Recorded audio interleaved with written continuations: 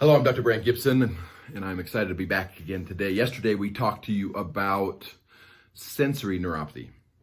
As you remember, I also brought up the fact that one of the neuropathies that can happen in the somatic nervous system is motor neuropathy. Now, this one is less understood. There is less information about motor neuropathy, but I want to give you some of the basics. This may be a little bit shorter today because of the limited knowledge and limited information that we have. So, reminder, give you a little bit of background. You have the central nervous system and you have the peripheral nervous system. We're talking about the peripheral nervous system and one portion of it, the somatic nervous system, which includes sensory and motor nerves. Tomorrow we will be discussing the autonomic nervous system, which is the other portion of the somatic nervous system, or the other portion of the peripheral nervous system that can also have peripheral neuropathy. And that one is an important one that you will not want to miss. So, motor neuropathy. The motor nerves have a primary function to send signals to and from the muscles of the body. And in the motor nerves, you're going to get signals sent from the spinal cord or from the brain to cause the muscles to contract or relax. You will also get signals from the muscles in a form of a sensory nerve that's telling it how the muscle's feeling and so forth. So if you get an interruption of the signal from the motor nerves, then you will start to get weakness. You can get cramping. You can also get muscle atrophy. If you take a muscle and you don't send it a signal for an extended period of time, it will start to deteriorate or atrophy.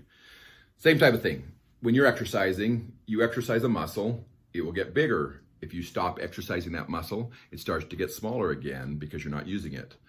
This happens when the nerve stops sending signals. So the muscle stops getting a signal to move, it will atrophy as well. A common form of motor neuropathy can be seen in Charcot-Marie-Tooth or CMT. So it is common that you will start to see some changes happening in that way. So, does everybody that has peripheral neuropathy have motor neuropathy? The answer is no. But you can have a sensory neuropathy and a motor neuropathy. You can have a sensory motor and autonomic neuropathy. It just depends on how your nerves are being affected.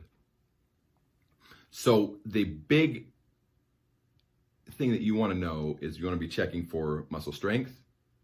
You want to be checking for symmetry, that muscles on both sides, both legs are the same, or both hands are the same. If you have one side where the muscles are getting smaller and you're doing the same activities, then you know that you have a form of motor neuropathy where the muscles are not getting the signal they should be getting. There are some things that can be confused for a motor neuropathy. For example, there are individuals that will get a blood flow problem, a circulation problem, and they'll get cramping or they'll get a period of pain in the muscle after walking a certain distance, and it's always the same distance. That's blood flow. That's not a neuropathy necessarily, and by improving the blood flow to those muscles, the muscles will go back to normal. So it is important that you get evaluated, that you see if you have a motor neuropathy, because it can likewise be treated. What are some of the treatments that work for motor neuropathy? One is laser. It's probably the most effective at treating motor neuropathy because what it does is it helps repair or heal the motor nerves so that the motor nerves start to stimulate those muscles again and they start to function more like they're supposed to. We have a great example, a patient who has been struggling for many years with motor neuropathy where she just will get exhausted throughout the day and can't do some of the things she would normally be doing. As we have taken her through this process of stimulating or healing the motor nerves with the MLS laser, she gets periods of time where she can function more normally with less pain, less cramping, less weakness, and less fatigue throughout the day. And it works quite well. The problem with motor neuropathy, as with any other peripheral neuropathy, is still progressive. And so it's not like we can treat it once and be done. You treat it to improve the symptoms and then there will come a time when you have to redo it. You have to do some additional treatments to keep the correction that you're having. Again, this is Dr. Brandt Gibson. This is day number 6 for your Neuropathy Nuggets.